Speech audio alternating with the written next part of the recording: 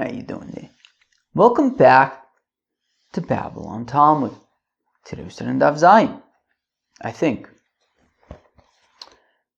Daf 7 of Masechta BavaMetzia. Friends. Yo, friends, let me tell you, Epis. I'm probably going to fall asleep during today's Daf. Hope you're alright with that. Maybe I won't. Maybe I will. I didn't really sleep last night. I was traveling. I was in transit. And I reviewed this stuff when I was in transit, so I can't tell you for sure if I did a good job. So I think towards the end it gets a little confusing. Or at least I get a little confused. Alright. Well, we'll see what happens. Friends, let's do it. I feel like my mom is probably going to give me a critique that I probably shouldn't start the daf by saying that I'm going to fall asleep and that it's not good. That's not really what I meant. I don't know. Maybe it is what I meant. Maybe it's what I meant. But, yeah, maybe it's what I meant. Well, let's see what happens. Anyways, we're in the middle of like this kind of... How's BavaMetzia? BavaMetzia is not easy. It's not easy. Alright. So, we're in the middle of this like kind of... I don't even know what to call it. A thing. I don't even know what to call it. We're in the middle of like this thing. We had to stop in the middle of this thing about like Safek Meiser Behema. When you hear Safek Meiser Behema, how I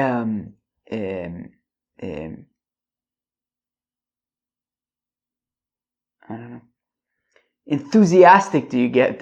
Let's go back to fourth line of the daf. Zayin Amud Aleph, fourth line. My Sfeikis! Am I seriously doing this? What time is it? That clock is broken. This watch is right. It's 6:15 at night. Oh my gosh. I'm talking about Sfeikis. Well, yesterday we had a brayse which said, Hasfeikis nichnosun lo dir leis aser. Okay? We said yesterday that Sfeikis could be included as part of the chevra when it comes to Meiser Behema, right? So meaning you have 10 sheep or whatever. So you separate one of them as Meiser Behema. So we're saying that even Sfeikis can be included when it comes to Meiser Behema. Even Sfeikis, I hope I didn't just mess up the mic. Sorry. Okay. Even Sfeikis would be included in Meiser Behema. So the shaila is, what exactly are these Sfeikis who were including in the Meiser Behema? So again, my Sfeikis, what are these Sfeikis?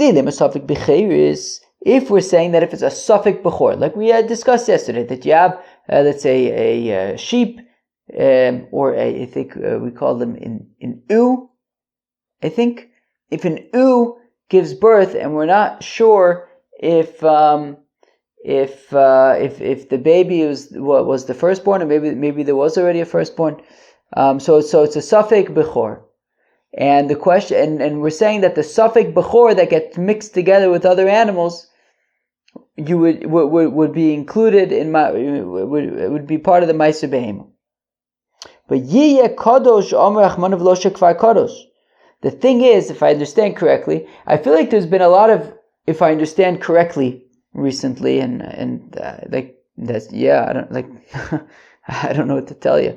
There's a lot of very technical stuff that I just can't be 100% sure that I'm right, but I'll just explain it as I understand it, or at least as I convinced myself that I understand it. But yeah, I mean, nothing crazy. I think Pshat is that look, the Torah says again, Yiyeh Kadosh Rachmana V'lo Shekvar Kadosh. In order for it to be right, and that's in the context of Meiser Behema. So Yiyeh Kadosh V'chol Meiser Bakav Atzon Kol Asher Yavatach Zashevet Ha'asir Yiyeh Kodesh LaHashem. Okay, so Yiyeh Kodesh Amar Rachmana V'lo Shekvar Kadosh. That it will be, right? That it will be holy, but not if it is already holy. Now, a Bechor is already holy from the time that it's born, and therefore, so the way I understand it is that, meaning the point is that it's a suffix bechor. We're not sure if it's a bechor. It might be a bechor. It might not be bechor. If it is a bechor, well, then it wouldn't be shaykh to meiser behema. And therefore, when we said, right, what do we say? At the very top of the Amud, we said, Asiri vadi amachman of lo asiri suffix. Right, that we don't include suffix when it comes to meiser behema. So I think pshat is that kilu, since if it is a bechor, it would be potter from meiser behema. So then it can't be talking about, right, when we said that the sveikis are shaykh to meiser behema, it can't be talking about a suffix bechor. Elo suffix pigeon peter chomer. Rather, if you have, right, of course, the firstborn donkey needs to be redeemed for a sheep, and if not, then you kill it. So if you have this donkey that we're not sure if it's the firstborn or not, so therefore we're not sure if you should separate a sheep for peter chamor, for pigeon peter chomer. So out of suffix you do it. And now this sheep that we're not sure if it's just a regular sheep or if it's pigeon peter chomer, it gets mixed together with other sheep, so it can be included in meiser behema. Uchdu Rav Nachman, and it's like Rav Nachman da Omar, Rav Nachman Rabbi Barvu Yisrael sheish la asara suffix pitre chomer b'soch beso, that if you have a guy who has 10 suffix peter chomers, 10 firstborn donkeys that we're not sure if they are actually firstborn or not. So mafashalen asar sayin. So just in case, you would separate 10 sheep. Umaasun vein shelo. And you would separate ma'aser behema vein shelo. I assume means that then he can do whatever he wants with these donkeys. So when it comes to suffix peter chomer, so even if it were to be an actual peter chomer, right, an actual firstborn donkey that was redeemed by a sheep, that sheep would be shaykh in meiser behema. So therefore, this suffix pigeon peter chomer, you would still be shaykh to meiser behema, because either way, even if it is a pigeon peter chomer, it would still be shaykh to meiser behema. Alright, that was fun. So now going back to the bathtub. What's pshat with the bathtub? What's pshat with the bathtub? Right, we had asked about the bathtub. What did we ask about the bathtub? Well, we had asked if you have Reuven and Shimon fighting over a bathtub and then one of them is makdish it, so then what? So Mahave Allah the Masusa. So what's pshat ultimately when it comes to the bathtub? Toshma Komenir. Then when B'chibar Oven says B'chibar Oven, have a uvde. Bei Rav Chizda there was a scenario by Rav Chizda. Rav Chizda bei Rav Huna. Rav Chizda asked Rav Huna, Fashta me up into Omar. So it says Omar of Nachman. There's Agos V'Tzionim says Rav. I think Rav Taka makes more sense because, why would Rav Chizda and Rav Huna be asking Rav Nachman, who's a contemporary? It makes more sense that they would be asking Rav, who was their teacher. And it was a Fashim Adama Rav, so they answer from that which Rav says, Kol Mamin She'ein Yochol. I did this in the airport. I remember doing this in the airport last night. Kol Mamin She'ein Yochol, reviewing it. Any money that you would be unable to extract with judges, hekdeisho eino kadosh. So you cannot be makdish it. What does that mean? It means even if you would go to court, you would be unable to win the case because you don't have proof, right? In this case, Reuven and Shimon both have a claim to the bath. Nobody's got definitive proof. That's what they're arguing about. And therefore, since this is a scenario where they would be Reuven or Shimon, either one would be unable to make a claim, an objective claim against the other. They don't have such a claim, so they would be unable to be makdish the bath. Where am I? 1 second. So does that mean that in a situation where one of them has a claim that they would be able to bring to Bezdin and win in Bezdin, Hekadesho Kadosh, so then they would be able to be Maktashit? Even though they didn't actually go to Bezdin, Rabbi Yochanan says, we saw this Masechta Bavikame and Kiddushin. Sorry, 1 second. Nose rubbing. Do you remember this? If Shimon steals epis from Ruvain, or he steals a sheep from Ruvain, and Ruvain never gave up hope, neither one of them can be makdish the animal. Shimon can't be makdish it because it doesn't belong to him. Ruvain can't be makdish it because it's not currently in his possession. So therefore, how could Rav say that whenever you could be motzi it b'dayonim, or if you cannot be motzi with dayonim, then you cannot be makdish it, implying that if you can be motzi with dayonim, you can be makdish it. But here we have a scenario where Ruvain can go to court and get his sheep back, and yet we're saying that he cannot be makdish it since he doesn't currently have it. So here's a scenario where you can be motzi b'dayonim, but still it won't be hektish. So, and for the Gemara, misavet masusa mitaltalin askinon. Do you think that we're talking about a bath that is movable, just like a bathtub? But masusa mikarkoi askinon, we're talking about karke, actual property. That in a scenario where you would be able to extract it by in court, right? So for example, if like Reuben had documentation that this property is his, so then karka ein nigzelis, which meaning if Shimon would have stolen it, so it doesn't belong to Shimon, it belongs to Reuben. When it comes to karka, so then in a scenario, when it comes to karka, in a scenario where he would be able to win his claim in Bezdin, so then he would be able to be makdish it when it comes to karka. Okay, where are we? Excuse me. Just a little babble on. Okay, what did we get up to? Okay, we made some progress. Tony, Rav Tachlifa by Mayrove, Kame de Babo. Rav Tachlifa by Mayrove taught before Babo Shnaim Adukim Bitalis. You have two guys, let's call them Reuven and Shimon, and they're both holding on to the talis. Okay. Zenotel ad mokum sheyodo magas. Zenotel ad mokum sheyodo magas. So Ruvain, receives whatever he's holding on to.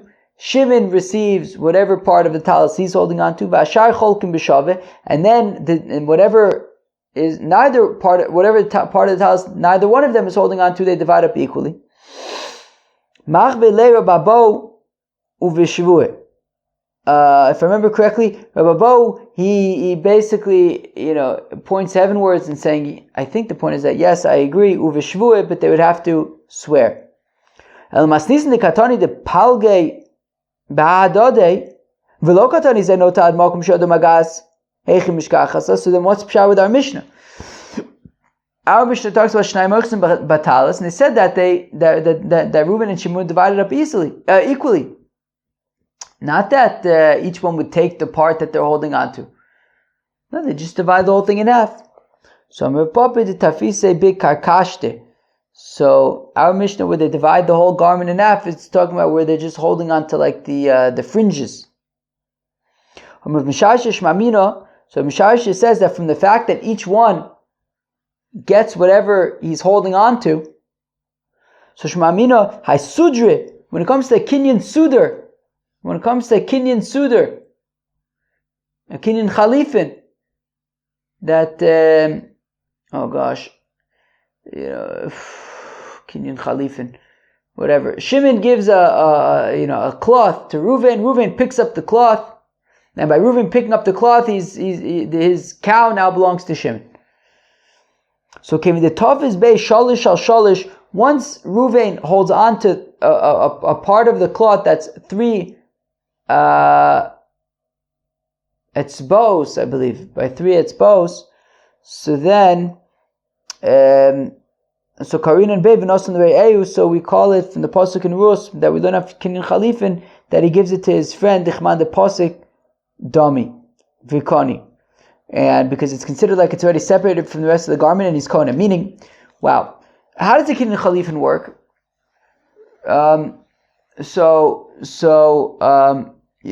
Shimon wants to be Kona Reuven's cow. Okay, Shimon wants to be Kona Reuven's cow. And the way that they're going to do this is with a Kinyan Chalifin. What does that mean? It means that Shimon takes a cloth, gives it to Reuven. Reuven picks up the cloth, making a Kinyan on the cloth. And when Reuven picks up the cloth, then his cow now goes to, right, Shimon gets the cloth, his cow now goes to Reuven. So once what the heck did I just say? I have no clue. Reuven's cow is going to Shimon. Shimon gives Reuven a cloth. Reuven picks up the cloth. His cow then goes to Shimon. Now, so we're saying that when Shimon gives Reuven the cloth, even if it's a bigger cloth, once already he holds on to a part of the cloth that's 3 finger breadths by 3 finger breadths. So it's considered like he made a kinyan on that portion of the cloth. Forget about the rest of the cloth. He made a kinyan on that portion of the cloth, and then that's enough for the kinyan Chalifin. Okay. Umayshna adu Rav Chizda. Why is this any different than Rav Chizda? Rav Chizda says Rav Chizda get biyado umeshicha biyado. That if his wife is holding the get, but it's attached to a string and he's holding the string. Sounds like an interesting activity. So she's holding the get, he's holding a string. If he would be able to give a tug to the string and the get would come to him, she is not divorced. If he would be unable to just give a tug to the string and get the get back, so then she is divorced. So the shaila is that based on what we're saying, once she holds on to even part of the document, it should be hers. Why are we saying that in this case it's not a good get if he could give it a yank and get it back? So, and for the Gemara, no, that's for an under izach. That's an under reason. Hosom krisus bo'inon veleka. The thing is, when it comes to get, there's an add. It's not just about kinyan; it's about krisus. And there has to be a separation. That by this get breaks off the marriage. It's not exactly breaking off if he's still holding onto it with a string that he can give a yank to. So awesome krisus bo'inon veleka hocha. But over here, by Shnai Moichsim Betalis, or I assume we're talking about Shnai Moichsim Betalis, Hocha Nisina Ba'inon, or maybe it's Taka, we're saying by like Kinyan Chalifin, Nisina Ba'inon, we need Nisina giving it, Va'ika, and once you give the garment, and he holds on to part of it, so he has it. Rava says talis muzheves cholkin, says Rava that if it was a golden talis they would divide it. Pshita, that's obvious. Who cares what color, what it's made out of? So tzricha dekoi daiva bei mitzeh. It's talking about, well, it's a gold. It's like a gold strip in the middle of the garment. Hanam pshita. Well, that's also obvious. They'll divide the whole garment, including the gold strip in the middle. Well, it's talking about where the gold strip was closer to one of them. I may have thought to say, so I may have thought to say, divide it this way. Why are you dividing it this way? Divide it that way. Shnikes. I don't know. It's not that hard, I guess. I don't know. I'm just going to explain it, and hopefully you'll get it. Well, imagine like you have a garment. Imagine you have like a talis, like a prayer shawl, right? So imagine like this talis, and the design of a talis is that there's just like one stripe going through the middle of it, and that stripe is closer to one of them. So if they divide it up equally, so that stripe will be in one of their portions and not the other. But the thing is, if you were to divide it up perpendicularly, well then even if the stripe was closer to one than the other, if you're like but if you're dividing it perpendicularly, so then each one's still going to get half of it. Did that make sense? Hopefully. Alright, so far I'm still awake. So far I'm still mostly awake. Okay, Chavre, here comes a braiset. Mamish, I'm telling you, I started learning this daf. Where was I when I started reviewing this daf? I don't even know. I don't know. But in Mamish, I was like studying this daf in a lot of different places. Where was I when I started studying this daf? I don't know. Maybe in a layover in Prague. Maybe I started studying it there. I can't remember. But I remember this part of the daf. Where was I doing this? I don't know. Maybe on the plane, or I was like waiting to board or something. Maybe. And then by the end of the daf, I was like mamish at the train station in Yerushalayim. I was mamish like, learning on the train the whole way back, and then going up the escalators with the I finished the daf going up the escalator in Yitzchak Navon train station in Jerusalem. So let's see. All right, Tanar Rabbanan the Rabbi Tachnaim Adukin Bishtar. Okay, so you got these two guys, and they're holding on to the document. Malva Omer Shaliu, the lender says it's mine. V'nafal mimeni u'mitzasiv, and it fell and I found it. V'love Omer, let's just call the Malva Shimon and the Love Ruven. Ruven the borrower, Shimon the lender. V'love Omer, Ruven the borrower says, Shelchahu, sure, yeah, it is your document. That's correct. You lent me $1,000. That is the document that I wrote to you that says that I owe you $1,000. Ufraitiv l'cha. The problem is, I had already paid you back. Yes, I agree. That is a real document. It's a real document that has already been paid back and is therefore useless, unusable, unclaimable. Yiskayim ashtar b'chosam of the Rebbe says, so be mekayim the shtar with the signatures. It sounds like, for now, right? Initially, it sounds like what Rebbe is saying is that if you can be mekayim the shtar, well then Reuven will still have to pay it. Reb Shimon ben Gamliel, Rebbe's father, Reb Shimon ben Gamliel says, Yachloku, let them divide it. Let them divide it. Right. We found this document. Reuven's claiming he already paid it back. They're both fighting over it. So let Reuven pay Shimon half of it. Nafal liyad dayan, continues the Brisa, if the document fell into the hands of a judge, lo yotzio olamis, well then neither one of them will get it forever. Rabbi Yossi Omer says, Rabbi Yossi arei b'chezkaso, it is in his possession. I think the possession of Shimon, the lender. Wow. Okay, that was a kind of abstract brisa. We're going to delve into it now. Omer Mar, we just said Yiskayim ashar b'chosamav. So v'gabi le malve kule. So Rebbe had said, or at least we think that what Rebbe had said, is that Rebbe had said, Yiskayim ashtar bechosamav. So Reuven and Shimon are both fighting over this document. Shimon says, this is my document. Reuven says it was your document, but it's already been paid. So Rebbe had said Yiskayim ashtar bechosamav, that be mekayim the witnesses of the document. V'gabile malve kule. And then, once the document has been validated, so then Shimon can collect the full $1,000. V'leisle masnisin shnaim oichzin chule. But doesn't Rebbe hold of our Mishnah, shnaim oichzin betalis, they divide it? So Amarova, Amar Rav Nachman, b'mikuyim divrei hakol yachloku. That if it's a shtar mekuyim,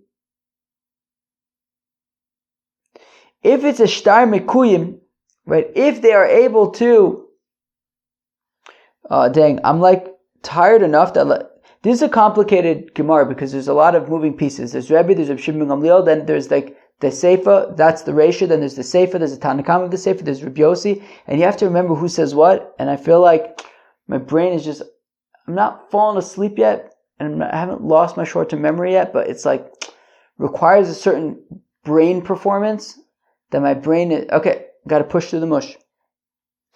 Okay, hopefully I can do that. So what did Rebbe say? Rebbe said Yiskayim v'shtar b'chosamav. Okay, then he can collect it. Reb Shimon Gamliel says Yachloku, they divide it.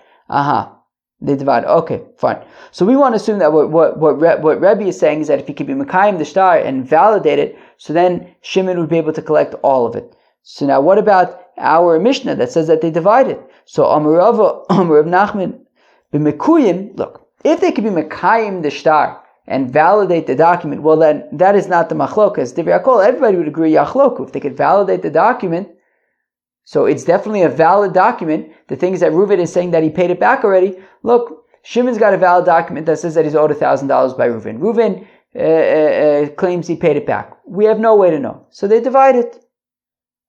Ki plige, where there's the machlokas between Rebbe and Reb Shimon Gamliel, where Reb Shimon Gamliel says divide it, and Rebbe actually says that Shimon gets nothing. Ki plige b'she'enu mekuyim, where they argue is that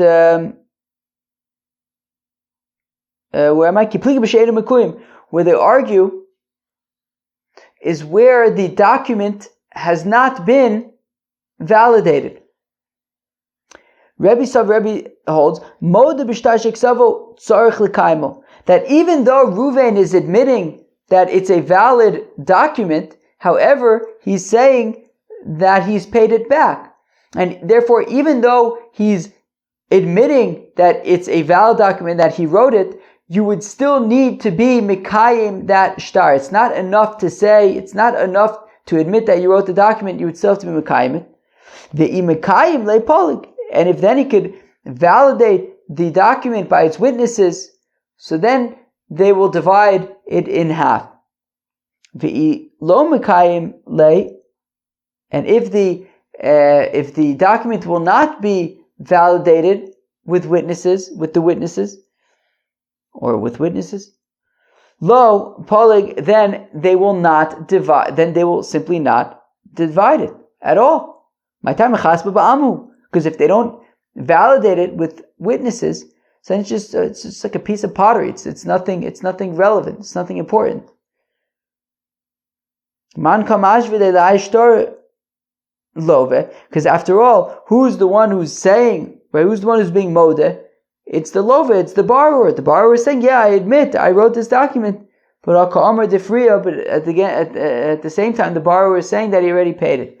So therefore, if they can't be Mekayim the shtar with the witnesses, so then Shimon, the lender, will get nothing. If they could be Mekayim it with witnesses, so then they will divide it. Reb Shimon Gamliel Savar, whereas Rebbe's father, Shimon Gamliel, holds Molde b'shtar sheksavo ain't tzarich l'kaimo. That once Reuven admits that he wrote the document, you don't need to validate it anymore. That's it. You don't need to be Mekayim it. V'afagavdilo Mekayim le yachloku. And even though they were not Mekayim it, they didn't validate it, merely from the fact that Reuven admits that he wrote it, they will divide it in half. So that's the machlokus between Rebbe and his father, Shimon Gamliel, that, look, everyone, they both agree that if the document has been validated, so then Reuben and Shimon would divide it in half. Where Rebbe and Reb Shimon ben Gamliel differ is if they were not Mekayim the shtar, if they did not validate the document, but Reuven had admitted that he wrote the document. So the shaila is Modeh b'shtar sheksavo tzarich l'kaimo or not. Rebbe says Modeh b'shtar sheksavo tzarich l'kaimo, and so long as you haven't been Mekayim it, so Reuven, Shimon won't collect anything. Whereas Reb Shimon Gamliel says Modeh b'shtar sheksavo ein tzarich l'kaimo, you do not need to be Mekayim it, and therefore if Reb Shimon Gamliel says, look, if Reuven is admitting that he wrote the document, so then they would already divide it in half.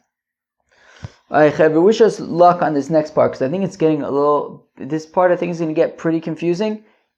I just think my brain is not exactly in top form. Alright. Where are we? Okay. If the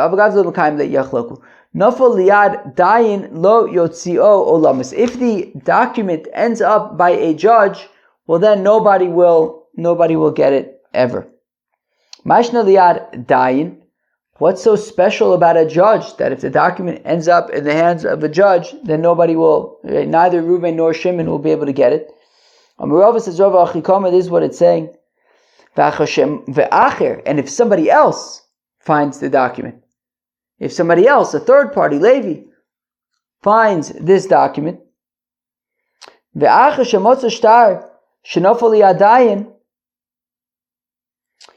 somebody else, a third party, finds this document, and it's clear that the document had already been to Bezdin, and Bezdin already had signed off on it, there was a handpick on it, there was an addendum on it, that the witnesses came to Bezdin, and they testified, yes, these are our signatures, this is a valid document, and Bezdin signs off on it and says that, yes, we vouch that this is a valid document.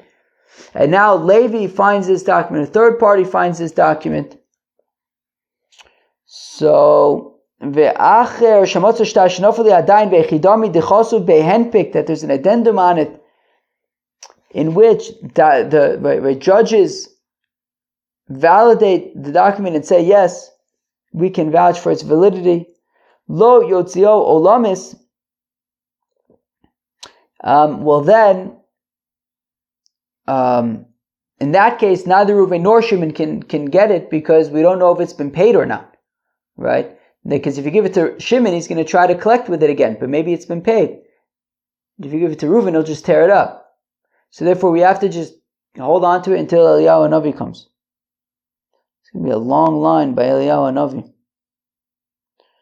Alright. I don't know, maybe they'll have a better system. Okay, so then neither one of them will get it. Low cost of bay handpick. And certainly if there's no addendum on it, the Ika Lemeimar, cost of Lilvos Vilalova. If there's no addendum on it, if there's no validation of the court on the document, of course neither one of them should get it back, because maybe they wrote the document because the loan was going to take place, but it never did take place. So therefore, Levi, if he finds the document, we just hold on to it. What? Where am I? Low cost of bay enpik to equal the memar cost of livos v'lo lava ella afilu cost of bay enpik. But even if there is this addendum written on it, the mikuyim, and that vouches that it's a valid document, lo yachzir, do not return it neither to Reuven nor to Shimon, dichashinon leperon, because we're concerned that maybe Reuven has already paid back Shimon. And if the document is given back to Shimon, he's going to try to double dip and get paid again. Rabbi Yossi almost says, Rabbi Yossi says, no, you can give it back to Shimon, and we're not concerned that maybe Reuven paid him back. Okay. Okay, this implies though that Rabbi Yossi is not concerned that maybe Reuven paid back Shimon already, right? Because Rabbi Yossi says, just give the document to Shimon, right? You find this document, it's been validated in Bezdin, give it to Shimon. What about the fact that maybe Reuven already paid him back? We're not concerned about that. So it sounds like what Rebbe is saying is, lo chayish the Pharaoh. The Rebbe is not concerned about a scenario, is that Rabbi Yossi is not concerned about a scenario where the document has already been paid back, and therefore it can go back to Shimon. But is that really the case? But we learn in the Brisa, Motza shtar ksube bashuk. If a fellow finds a ksubas isha in shuk machne Yehuda, bismancha bal mode. So if the husband says, "Oh yeah, that's my wife's ksuba," it hasn't been paid, you can give it back. So yachzir lisha, so give it to the wife. Ein abal modeh, but if the husband does not say, oh yeah, that's my wife's ksubah, lo yachzir, lo loze v'lo loze, well then neither one gets it. Neither one gets it. Neither one of them gets it, right? They can't give it to her because maybe it's already been paid. And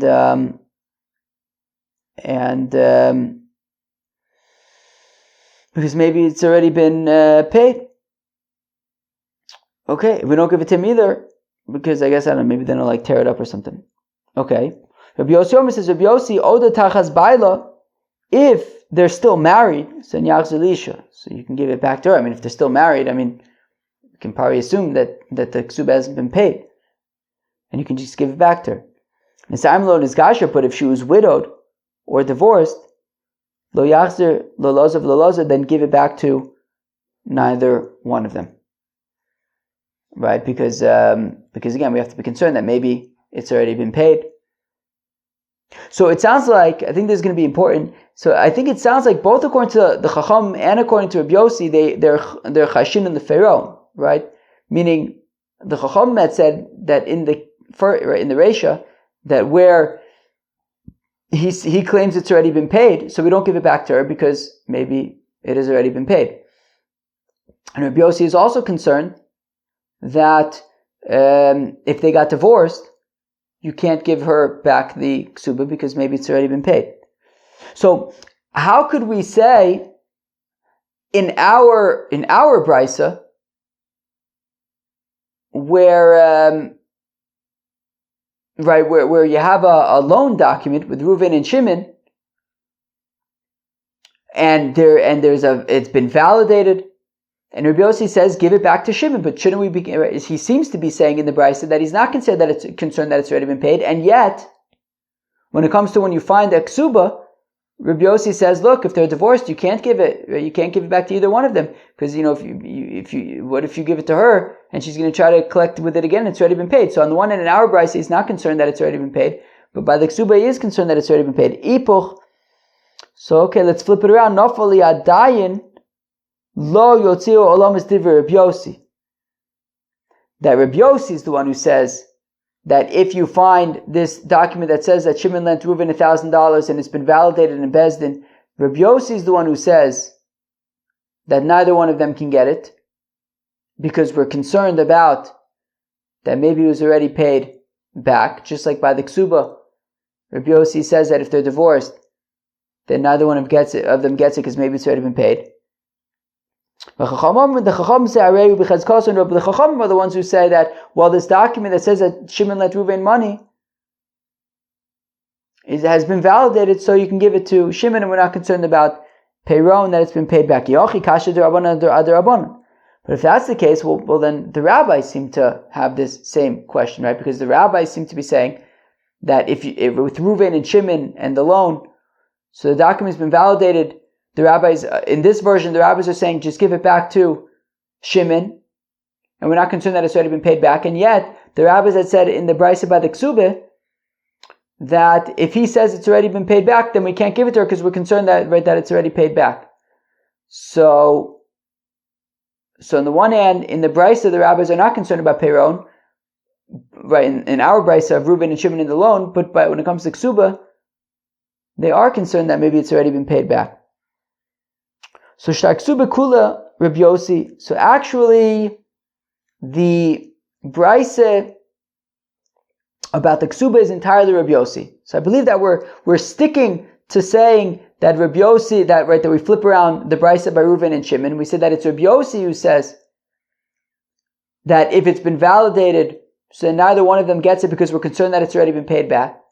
And this brisa regarding the ksuba that's found, where we're concerned about it having already been paid back, is like Rabbi Yossi. It's all Rabbi Yossi.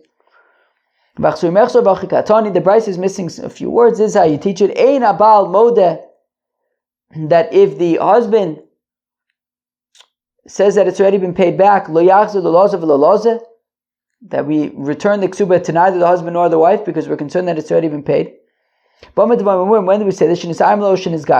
That's only if they've been divorced or she's been widowed. But if they are still married, so then you give it back to the wife because they're still married. So she gets back her ksuba. Said in the event of divorce or death, she would be able to collect it. Rabbi Yossi Omer, Rabbi Yossi says, that so long as they're married, she can get back her ksuba. But if they get divorced or she gets widowed, so then neither one of them gets it. If Papa Omer says, Papa says, don't flip anything around. Don't flip around our brisa. Rather, the rabbis say that when this loan document is validated, so neither Reuven nor Shimon get it, because they're concerned about Peiron. And Rabbi Yossi says you can give it back to Shimon. Rabbi Yossi was really just responding to the rabbis. Look, according to me, I feel in So Rabbi Yossi in the Brisa by the Ksuba was just responding to the rabbis. He says, look, according to me, I feel in his Armlo and his Garsha Nami, even if she would have been widowed or divorced, Nami lo chashin leferon, we are not concerned that the ksuba has already been paid, right? Even if they're already divorced, we're not concerned that the ksuba has already been paid. Just like Rabbi Yossi says by Reuven and Shimon in the loan document, we're not concerned that Reuven is already paid and Shimon gets it back. But according to you, rabbis, who are concerned about Peiraon, Odu limias, at least admit to me, that so long as they are married, the Yachzur Lisha, that at least then you'd be able to give it back.